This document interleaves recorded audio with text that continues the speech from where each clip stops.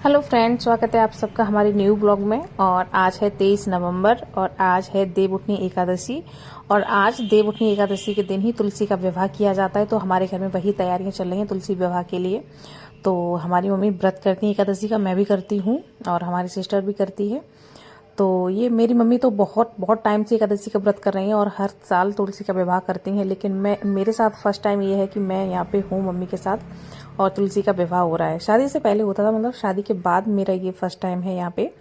तो वही तैयारियां चल रही हैं। मम्मी ने लहंगा, चुनरी और फूल माला, प्रसाद वगैरह सारा कुछ और फल फ्रूट्स जो भी गन्ने, शकरकंद, सिंगाड़े और जो भी फ्रूट्स वगैरह होते हैं सारा कुछ मंगा लिया। ये सब चढ़ाए जाते हैं उनपे, तो इसीलिए ये सारा कुछ मंगा के रख लिया था। सारी तैयारियां हो गई थी, तो वही देख रहे थे कि सारा कुछ है या नहीं है। श्रृंगार का सामान भी जो तुलसी जी को लगाया जाता है, मतलब जो शादी होती है तो सारा ही कुछ किया जाता है, तो वो सारा सामान मंगा के रख लिया था, तो वही चेक कर रहे थे। और ये गन्ने का जो ऊपरी हिस्सा होता है ना, उसका मंडप बनाया जाता है, तो वो वही यहाँ पे लगा दिया है।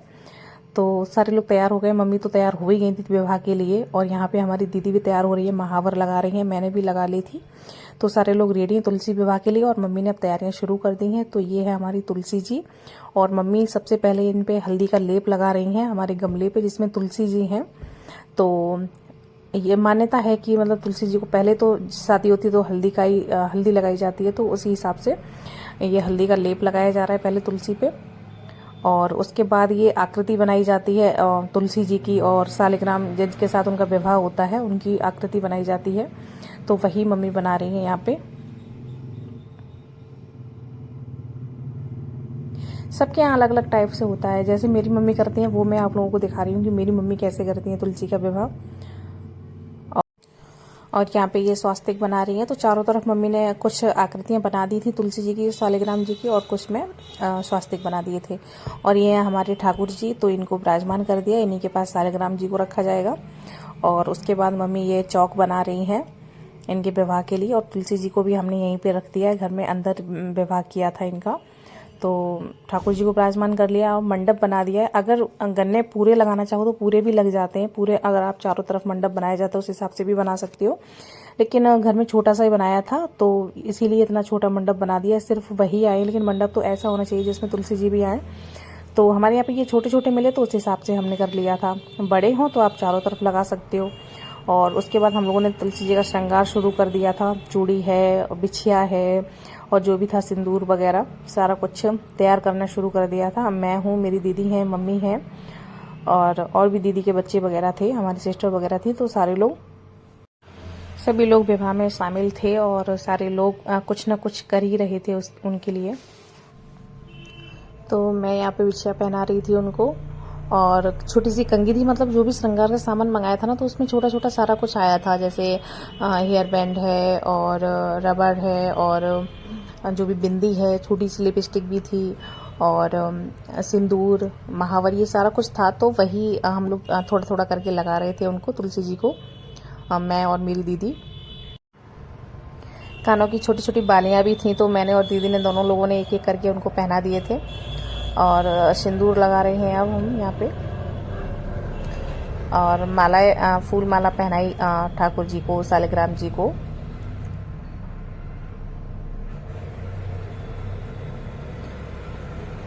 और अब तुलसी जी को हम लहंगा पहनाएंगे। ये लहंगा हमारी दीदी ने बनाया, जो दीदी हमारे पास में बैठी है उन्होंने ये लहंगा बनाया है तुलसी के लिए। तो वही लहंगा पहनाया हम लोगों ने, और फिर बाद में हम लोग चूनर उड़ाएंगे उनको।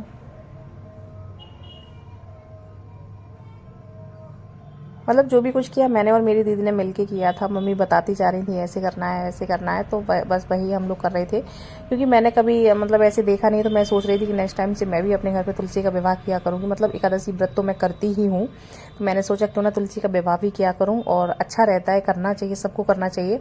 तो मैंने सोचा कि मैंने पहले कभी होते देखा नहीं है, तो इस बार अच्छे से देख भी लूँ और ब्लॉग बना लूँ, ताकि मैं नेक्स्ट टाइम से अच्छे से कर सकूँ। तो अगली बार से मैं खुद अपने घर पर किया करूँगी। तो अभी वही मैं देख रही थी कैसे कैसे क्या क्या किया जाता है। और यहाँ पे गठबंधन हो रहा है, जो कि मैंने किया था। तो कलावे से गठबंधन हुआ था। एक कलावा जो मौली होता है, उसी को बोलते हैं, तो उसी से गठबंधन हुआ था। तो एक साइड चुनरी में गांठ बांध दी थी, और एक साइड सालिग्राम जो थे उनको मम्मी ने बांध दिया था। तो उसके बाद हम लोग बस यहाँ पे प्रसाद वगैरह चढ़ा रहे हैं, पूजा कर रहे हैं उनकी। हम सब लोगों ने किया, मतलब प्रसाद वगैरह। और इस टाइम हमारी भाभी जी भी आ गई थी, तो भाभी जी भी शामिल हो गई थी विवाह में, तो वो भी कर रही थी सारा कुछ।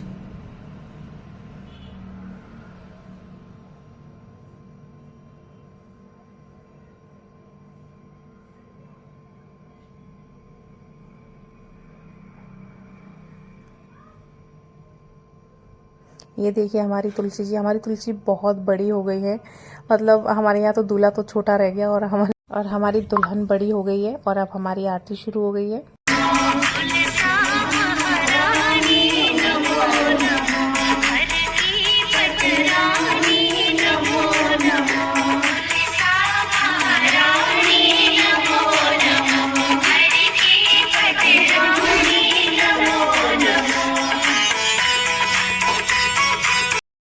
और आरती करने के बाद फेरे होते हैं, तो फेरे क्या हम लोग ही परिक्रमा लगाते हैं, उन्हीं को फेरे बोल देते हैं। तो यहाँ पे हम मम्मी, दीदी और भाभी चारों लोग मिलकर परिक्रमा लगा रहे थे। तो जो परिक्रमा होते हैं वो आप 3 लगा सकते हो, 5 लगा सकते हो, या 7, 9, 11 कितने भी लगा सकते हो। तो हम लोगों ने मिलकर 11 परिक्रमा किए थे, तो वही हम लोग कर रहे हैं यहाँ पे। और आज देवउठनी एकादशी के दिन जो भी लोग हैं जो व्रत स्टार्ट करना चाहते हैं एकादशी का, तो आज के दिन ही वो व्रत शुरू कर सकते हैं। और आज के दिन से ही मतलब शादी विवाह होते हैं। आज के दिन से क्या, वो तो पहले से शुरू हो जाते हैं आई थिंक। और आज के दिन देव जागते हैं और उनका आशीर्वाद मिलता है। मतलब 4 माह तक देव सोते हैं और आज के दिन जागते हैं, इसीलिए आज के दिन देवउठनी एकादशी बोला जाता है इनको। तो अब बाकी हम लोगों के फेरे वगैरह हम लोगों ने कर लिए थे, परिक्रमा कर लिए थे उनके। और उसके बाद हम लोग भोग लगा रहे थे, और भोग लगाने के बाद हम सबने आशीर्वाद लिया और विवाह संपन्न हो गया। प्रसाद बांट दिया सबको। फिर हमारी सिस्टर ने किया डांस। तो गाइस आज के ब्लॉग में बस इतना ही। ब्लॉग अच्छा लगा तो लाइक करें, चैनल को सब्सक्राइब करें। Take care, bye bye.